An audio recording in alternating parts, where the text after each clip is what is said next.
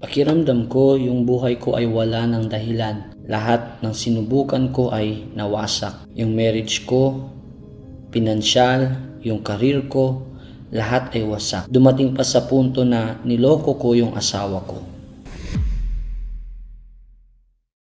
Lumaki ako sa mapang-abusong pamilya. Maraming beses nakikita ko yung tatay ko na sinasaktan niya physical yung nanay ko. Sobrang bata pa ako noon, mga 6 na taong gulang ako. Nakita ko yung tatay ko kumuha ng bote ng alkohol at binuhos niya sa ulo ng nanay ko.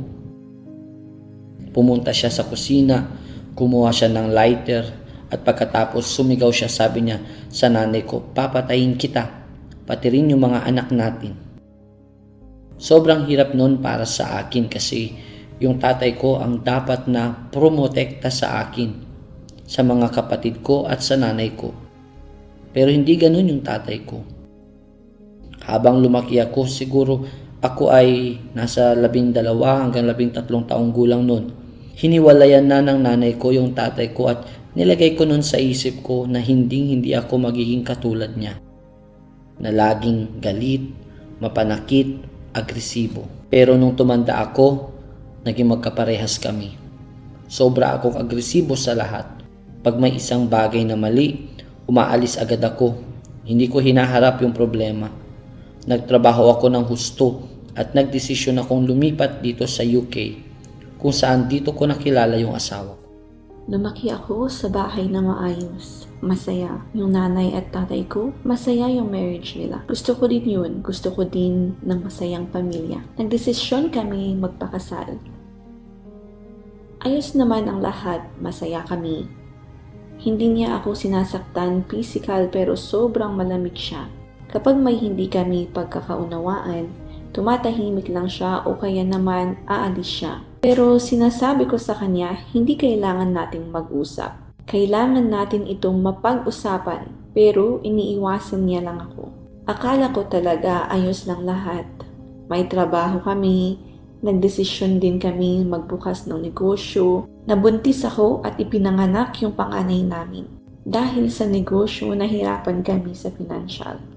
May nag-imbita sa amin sa simbahan, kaya nagsimula kaming magpunta sa simbahan. Pero kahit ganun, malayo ako sa Diyos. Sa isip ko ay ayos lang, inimbitahan ako ng asawa ko pumunta, kaya pupunta ako. Nung yung mga bagay ay hindi na maayos, kaya nagdesisyon ako na maging matatag. Gamitin ko na lang yung sarili kong lakas para mapanatili lang yung pamilya namin. Kaya iniwan ko yung presensya ng Diyos. Doon ang simula na naging mahirap. Lahat ay bumabagsak. Yung pinansyal ko bagsak. Mahirap, wasak. Yung pamilya ko sira. Yung isipan ko sobrang dilim. Yung iniisip ko lang lagi, hindi maganda. Kaisipang magpakamatay. Noong umalis ako sa presensya ng Diyos ay ang pinakamalaking pagkakamali na ginawa ko. Kasi kulang yung loob ko. Hindi ko kilala yung Diyos noong oras na yun. Kasi sa loob ko at sa tahanan ko ay wasak. Sobrang gulo talaga. Yung bahay ko, hindi mo matatawag na tahanan.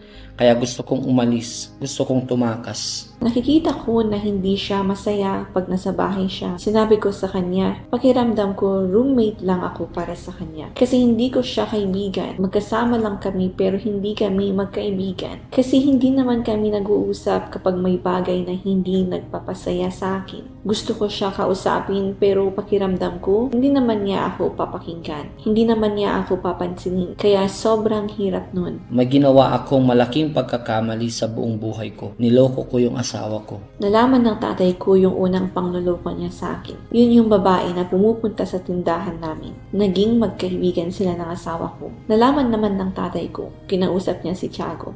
At sinabi naman ni Tiago, yung totoo, sinabi niya din sa akin. Galit na galit siya noon.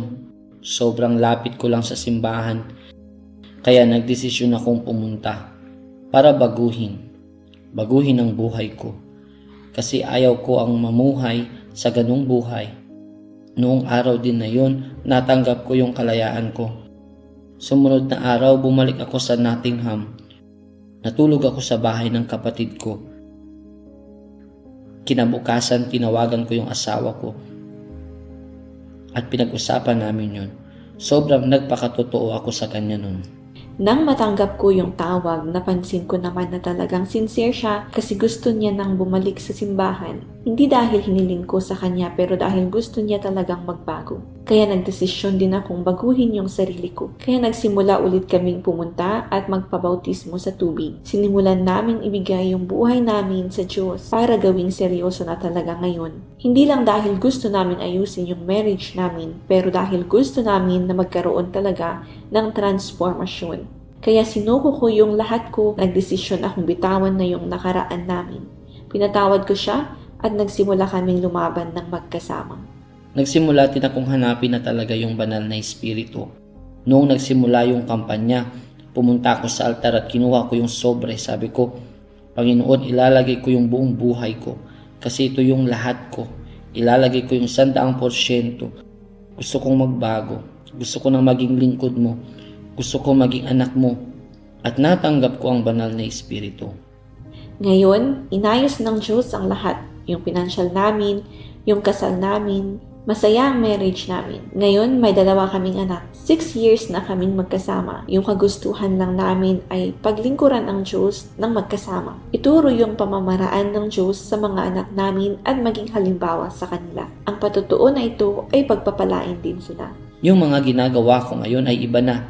Yung marriage ko ay binago na. Simula nung araw na yon, nagdesisyon ako na mamuhay talaga. Mamuhay sa kung anong gusto ng Diyos na paraan. At nagsimula akong paglingkuran ng Diyos ng higit pa. Mas maayos ngayon. Yung pinansyal ko ay maayos. Yung pamilya ko ay nabuo ulit. Nagpalit na rin ako ng career. At ngayon masaya ako. Lahat ng bagay sa buhay ko ay totoong may kasiyahan.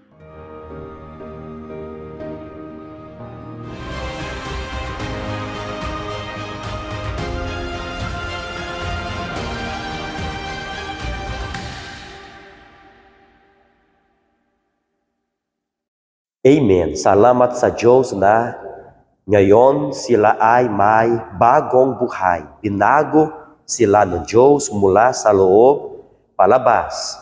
At siya din ay ang Diyos na ini-invite ka para mabago din ang buhay mo. Ang same Diyos na binago ang buhay nila ay ang Diyos na gusto din baguhin ang buhay mo. Actually, may oras pa para mabago mo ang iyong kalagayan. Hindi ko alam kung paano ka nagsimula sa taon ito, pero may oras pa para baguhin mo ang lahat. Ngayon araw ay Tuesday, last day of the year, at maaari mong baguhin ang iyong kalagayan kung paano ka nagsimula sa taong na to.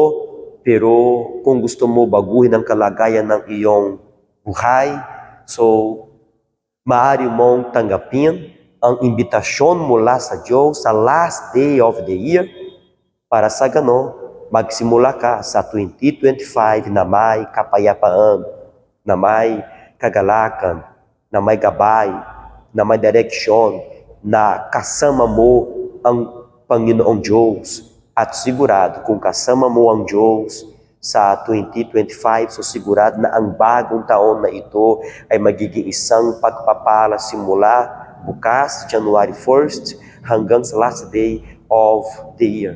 So, ihanda mo ang iyong sarili para sa ating special night vigil of the family mamayang alas 10 ng gabi. Yes, ang mga pintuan ng mga simbahan universal ay hindi sarado mamayang gabi. Bukas pa rin po siya para sa lahat ng tao na gusto pumasok sa bagong taon sa presensya ng Diyos. Sinasabi ko sa inyo, wala na ng ibang lugar mas maganda para pumasok ka sa bagong taon kaysa sa presensya ng Diyos. Actually, ito ang kalooban ng Diyos na pumasok ka sa bagong taon sa taon ng 2025 kung saan ikaw at ang buong pamilya mo ay nasa simbahan, ay nasa presensya niya. So, may oras pa para baguhin mo ang mga plano mo. Siguro ang plano mo ay magbiyahe, ay magpunta sa ganitong lugar. Siguro okay na ang plano mo, pero may oras pa para baguhin mo ang plano mo sa plano ng Diyos. At ang plano ng Diyos ay pumasok ka sa bagong taon sa presensya niya. Kaya ihanda mo na ang sarili mo, pati ang pamilya mo, kaibigan mo, tawagan mo sila, imbitahan mo silang lahat para sa special night na ito na magsisimula mamayang alas 10 ng gabi, mga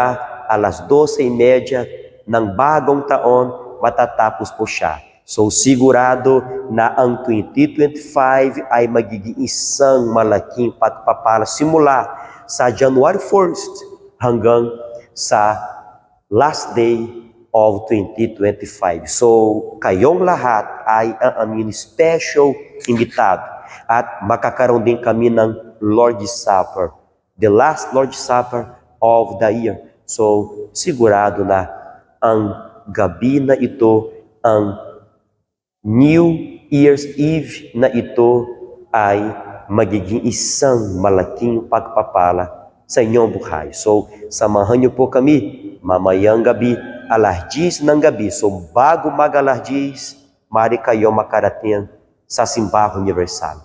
Nandito kami sa UCKG Divisoria Branch, dito sa Manila. At ganun din, mamayang alas 10 ng gabi magsisimula ang ating special New Year's Eve, kasama ang pamilya sa presensya ng Diyos. Okay? So, ganun din ang mangyayari sa lahat ng mga UCKG sa buong Pilipinas, sa lahat ng branches sa buong Pilipinas ay makakaroon din doon ng night vigil of the family. Okay? So, gusto ko i-share sa inyo ang address namin dito sa UCKG Divisoria. Nandito kami sa 721 CM Recto, Divisoria. Nandito kami sa tapat ng Cape Tower, sa tabi ng Dragon 8 Mall. Napakadalyang location of our UCKG Divisoria branch dito sa Manila. At mamaya papanoorin ninyo ang dalawang address ng dalawang branches sa Paco tsaka sa Santa Mesa. At gusto ko kayo din na imbitahan para sa first Sunday of the year. So please, kailangan natin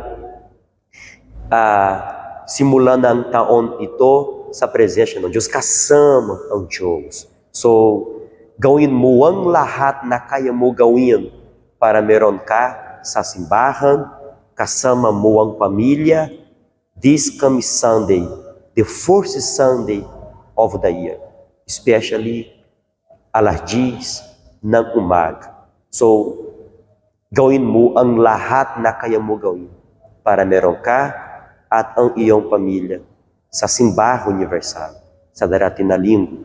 Meron din alas 7 na umaga, pero yung pinaka-main service is 10 a.m.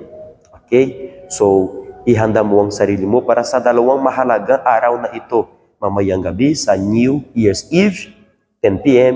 at this coming Sunday, the first Sunday of the year. So ito ay magiging isang malaking pagpapala din sa inyong buhay at sa inyong pamilya. Uwang sila, ito ay ang unang taon o ang unang linggo ng taon. Sigurado, kung sa bagong taon na ito, isasama mo ang Diyos, so sigurado, uunahin ka ng Diyos sa buong 2025. Okay? So now is the moment of prayer. Imbitado na kayo para sa ating New Year's Eve, mamayang gabi, 10 p.m. At imbitado na rin kayo para sa ating first Sunday of the year sa tahanan ng Diyos. This coming Sunday, alas 10 na umaga sa lahat ng mga branches sa buong Pilipinas. So now, let's pray. Please close your eyes and ipatong niyo ang kamay niyo sa puso. Panginoon, in the name of Jesus Christ, nandito kami, O Diyos, sa iisang pananampalataya. Maraming mga tao, Panginoon, ay may pinagdadaanan sa pamilya dahil may namatay sa mga araw na ito. May nangyari ng trahedya, ng aksidente, pero, O Diyos, Ikaw ay yung Diyos na may kapangyarihan para protektahan kami. Kaya, Panginoon, ipinapanalangin ko ang lahat ng mga family members ng mga tao na konektado sa programa na ito. Bisitahin mo silang lahat, O Diyos. Nasaan man sila, dito sa Pilipinas o sa ibang bansa, protektahan niyo sila sa kapahamakan, sa kamatayan, sa trahedya, sa aksidente, sa lahat ng gawa ng masama, o Espiritu ng kataas-taasang Diyos. Ilikitas mo kami, ilikitas mo din ang pamilya namin mula sa gawa ng masama. Panginoon, ibuhos mo ang iyong presensya sa bawat isa sa mga kamag-anak namin. Ibuhos mo ang presensya mo sa mga puso namin at sa bahay namin upang merong doon ang presensya mo sa aming bahay, sa aming pamilya. In the name of the Lord Jesus Christ, my Lord, the year of 2025 will become a great blessing in our lives and in our family members. In the name of Jesus, blessed. We bless you. We bless your 2025. You will have the best 1 year of your life with God. In the name of the Father, the Son, and the Holy Spirit. Amen. Amen. Yes, we will have the best 2025 with God in God's presence. Okay? So, do not forget, ihanda mo ang sarili mo para mamayang alas 10 ng gabi at para sa darating na linggo, ang unang linggo ng 2025, kasama ang pamilya mo sa tahanan ng Diyos. Okay? So, gusto ko i-share sa inyo dalawang address ng dalawang branches, Santa Mesa and UCK de Paco. May God bless you all. See you next time. Hello everyone, may God bless you in the name of the Lord Jesus. We are here in our UCKG in Santa Mesa because I want to let you know that this week will be a very blessed week because you're going to be coming into the house of God to seek His presence, to seek His Spirit and His blessings. Actually, this coming Tuesday, as you know, will be the last day of this year 2024, and there is no other place better than the house of God for us to be in this day. At 10 p.m. we are going to be starting our New Year's Eve night vigil in the church. You can come together with your family, you can come together with your friends. We are going to participate of the Lord's Supper. And you cannot miss this moment. Why? Because imagine you are going to be finishing 1 year and start another year in the presence of God. And for sure, it will bless you and bless your family as well. So don't hesitate to come and attend in this special service. And actually, Sunday will be the first Sunday of the year. Everything that we start with God for sure will be a blessing.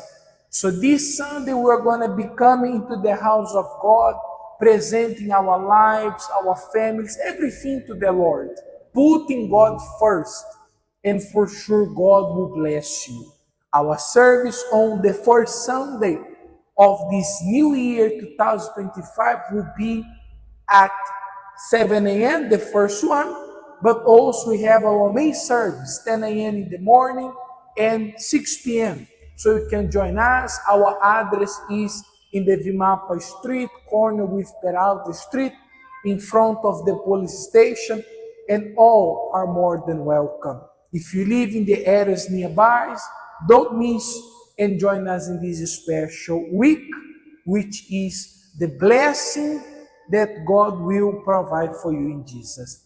Amen. So see you, and I hope to see you and your family together with us in the presence of God. God bless you. Bye-bye. Hello, Pastor Rony. May God bless you. May God bless you all. The address of the Paco Church is 1343 Pedro Hill Street, Paco, Manila, Ababa, Floor Center. Here in Paco Church, there will be a meeting the whole week, Monday to Friday, 8 a.m., 10 a.m., 3 p.m., and the main meeting at 7 p.m. And the Sunday, there will be a meeting as well, 7 a.m., 6 p.m., and the main service at 10 a.m. The Universal Church is open every single day for you to help you in your situation. You can come here, the altar behind of me waiting for you to bless you. It's no matter your situation, it's no matter your religion, my Lord is here to help and change your situation. Do you believe? If you believe, you can come here to visit us.